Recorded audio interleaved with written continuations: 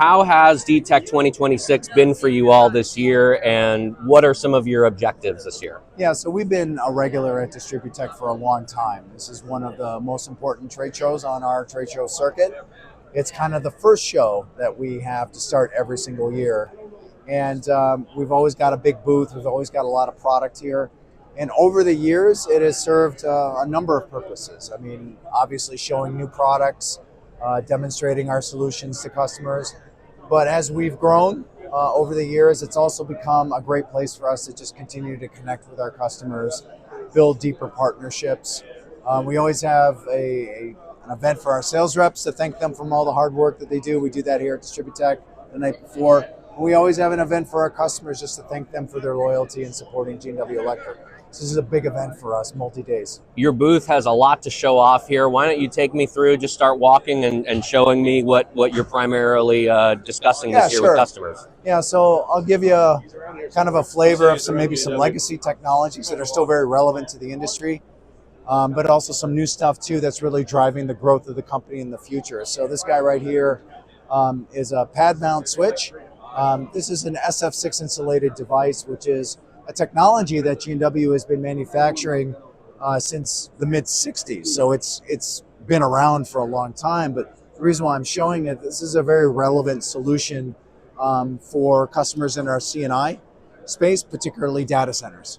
So for customers that are interested in critical infrastructure, something they know is going to work, something that's been around for a really long time, this is the solution that we've been promoting. This particular device is it's a three-way device, fully motorized for automation schemes, and it's also being controlled here by a G&W designed control cabinet using SEL or really anyone else's relays. So a very advanced protection and control type product, idealized for critical power applications like data centers. Very popular device for us. All right. I might say an oldie but a goodie. So an oldie but a goodie. Yeah, an oldie but a goodie. So if we move in, kind of the central part of the booth, this area is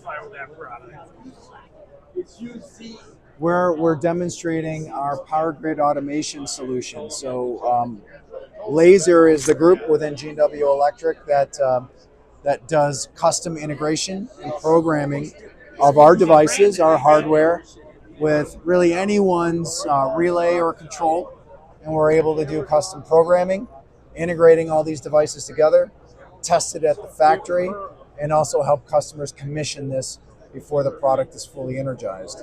And so we're giving a demonstration here using surveillance ADMS system to be able to demonstrate Flizzr in the G&W booth using the lights and the LED curtains to simulate different events, storms, other impacts to a power grid, and be able to demonstrate how our devices can isolate faults, restore power around the fault, all done on G&W hardware with custom G&W programming. So it's quite an interactive display. Customers can dictate where the fault happens and watch the system operate around it. It's a very cool display.